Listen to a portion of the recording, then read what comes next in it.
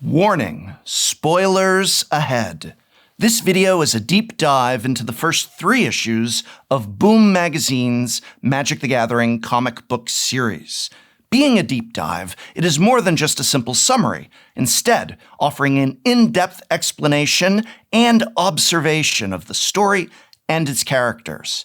Though this tale spans many planes of the multiverse, we begin on Ravnica. Ravnica, a plane covered entirely by city-scape and governed by 10 guilds. Bound together by the living Guildpact Niv-Mizzet, a mighty dragon avatar made of mizzium and crystal. All too recently, this ecumenopolis played host to a devastating war brought on by the machinations of the elder dragon Planeswalker, Nicol Bolas. Though defeated, the ancient villain's impact was still felt, even as a new cosmic threat streaked across the sky in the form of a comet.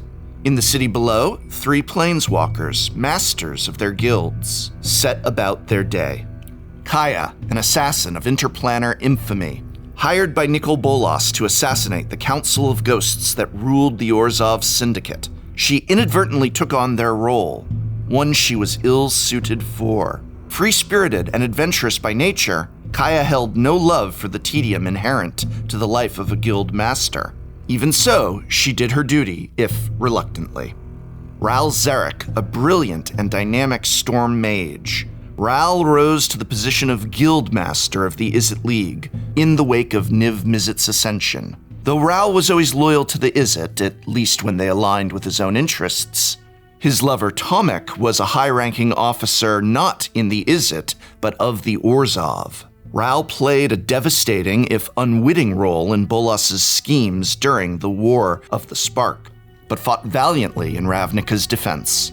Vraska, Gorgon, assassin, pirate, queen of the Golgari swarm. Though she rose to her position through Nicol Bolas's manipulations, she took her role well. After the War of the Spark, she became the guildmaster in her own right, and a staunch defender of Golgari interests. Regret, however, haunted her. It wasn't just for her role in aiding Bolas, but for the failure of her relationship with the mind mage Jace Beleren, whose influence brought her back from the brink of villainy. Each in their own guild hall attending their standard duties, 3 explosions simultaneously erupted in their presence. In through these breaches rushed hooded figures, well-armed and ready to kill.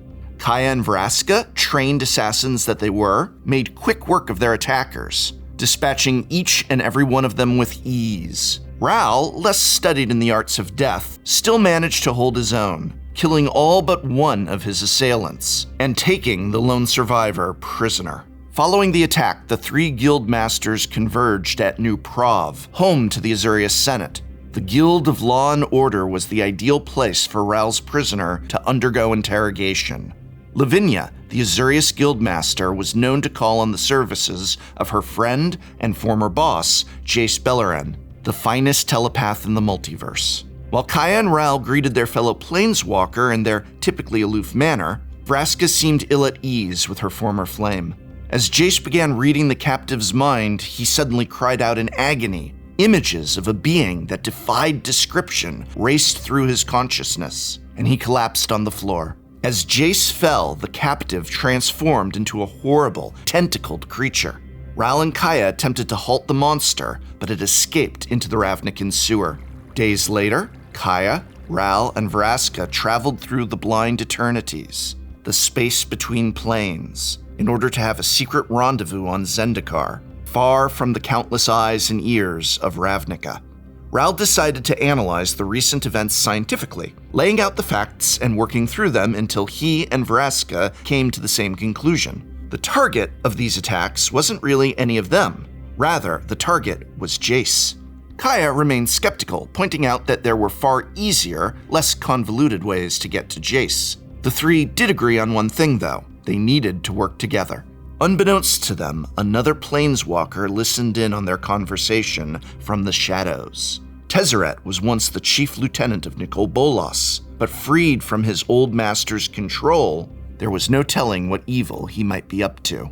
Upon returning to Ravnica, Kaya, Ral, and Vraska paid a visit to Jace, who lay comatose in the hall of the Hospitaliers of the Frozen Heart, a guildless society dedicated to healing.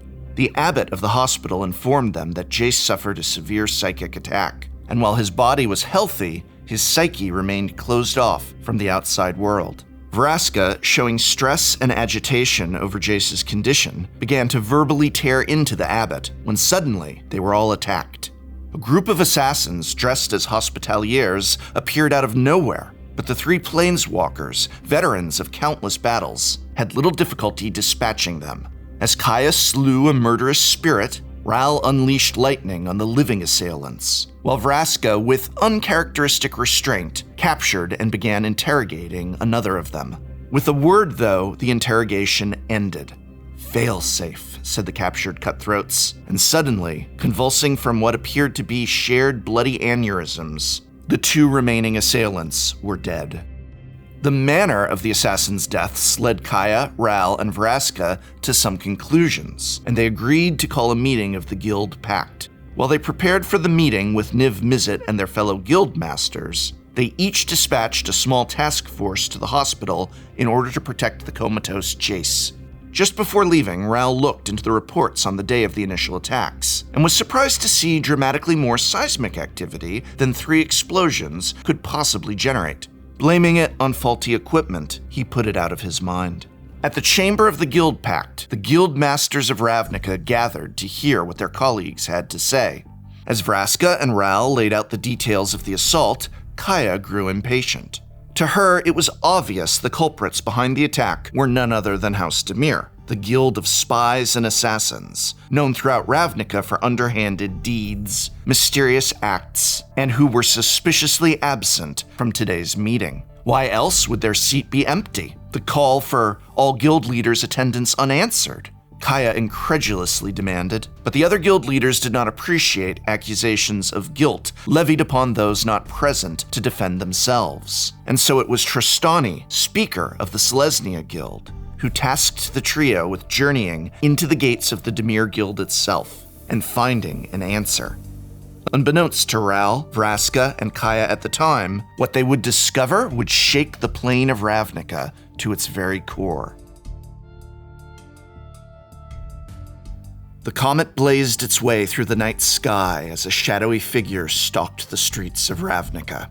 Using a strange and unintelligible password, he passed through locked doors, recruited accomplices, and set out to do acts of heinous violence. Citizen after citizen from guild after guild was murdered that night, and near their bodies, in their own blood, was painted the symbol of House Dimir. Below, in the Undercity, Vraska, Kaya, and Ral gathered at Sfogthos, the guild hall of the Golgari Swarm. Guild mages used their magic in combination with marionette grubs to make zombie guides out of the corpses of the would-be assassins. With any luck, these zombies would lead our protagonists to Duskmantle, the guild hall of House Dimir.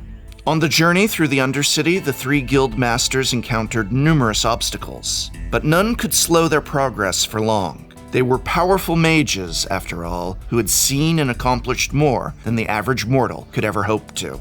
Bonding, then, became their primary means of passing time. Kaya tersely told her companions the story of her home plane, where the very sky cracked open in colorful light, driving the populace to insanity. When she became a planeswalker, she hoped to save her people, but by then, it was already far too late. Ral spoke of his lover, Tomek, who happened to be Kaya's chief lieutenant among the Orzhov. Though Kaya felt he spent too much time with Ral, she confessed that he was probably more deserving of her position than she was herself. Speaking of lovers, Kaya pestered Vraska about her rather obvious feelings for Jace, musing aloud about what Vraska saw in him.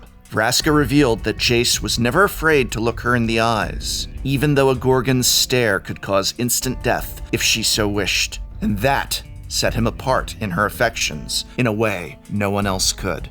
After many hours of walking, Kaya, Ral, and Vraska arrived in a part of the Undercity even the Golgari Queen was unfamiliar with. Though she assumed they must be close, it troubled her that they hadn't encountered any of House Dimir's trademark defenses. As their apprehension grew, the three Planeswalkers pressed forward into the unknown. What greeted them there was shocking. Ral suddenly understood that the seismic data he read earlier was no malfunction, and Vraska knew at once why their journey through the Undercity had been absent of Dimir wards and agents, because before them stood the smoking ruin of Duskmantle. House Dimir had fallen.